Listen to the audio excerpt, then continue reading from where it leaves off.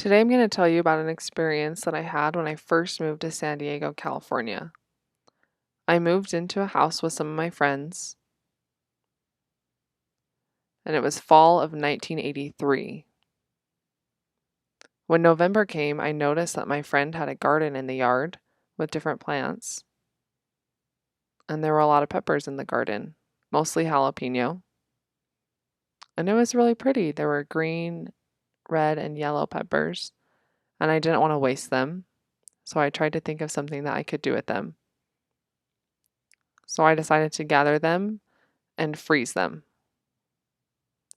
so that when winter came, I could throw them in and make some chili.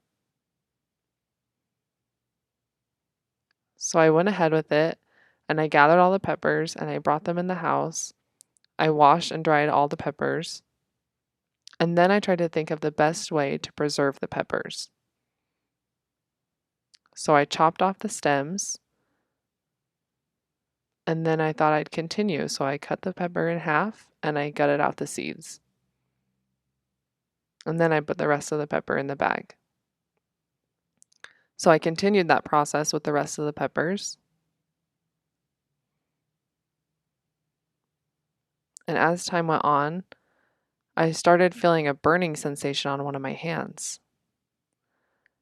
That had never happened before, so I just paused what I was doing and I went to the sink and washed my hands. But as I kept cutting peppers, the burning kept increasing now on both hands, and it was very uncomfortable.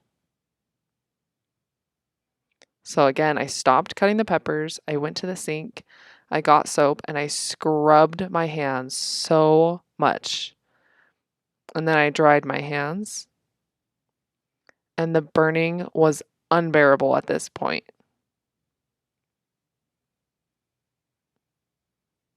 So I tried to decide how to remedy the burning.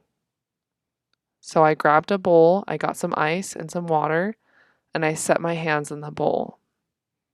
And it was so much better. It really calmed the burn. An hour passed by, and I thought that I had left my hands in the bowl for enough time. So I took them out and I put some lotion on my hands, and oh boy, it burned so much. So I washed my hands again, and then I stuck my hands back in the bowl. Later, my friend comes to me, and I told her that I was cutting peppers, and we were talking about how best to remedy the burning. And I asked her if she would call urgent care for me to get advice from a nurse. So she agreed, and she called urgent care, and my hands are just sitting in the bowl, and I've been doing this for 3 or 4 hours now. So my fingers are starting to look like raisins. So I'm sitting there, and the nurse suggests meat tenderizer for my hand. And I thought, that is such a strange idea. I would never thought to put meat tenderizer on my hands. But I said, okay, I'll go with it. We got the meat tenderizer, put it on my hand, and the burn was awful. It made it so much worse. So I washed my hands and I stuck my hands back in the bowl. And 5 or 6 hours have passed, and I was getting really tired. I've been doing this all day long, and I really wanted to go to bed. So I knew I had to think of a way to sleep during the night and keep my hands in the ice bowl. So I flipped my head to the bottom of the bed. I put a table in the ice bowl and I stuck my hands behind my head into the bowl.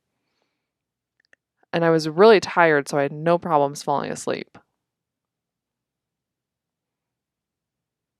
And at 12:30 or 1 in the morning, I started waking up. My hands were feeling okay, but as I woke up, they started burning again. So I shut my eyes really fast to try and go back to sleep so that the burning would stop. And it did when I eventually fell asleep.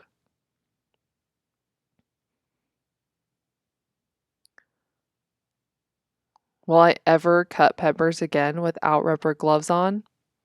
Never.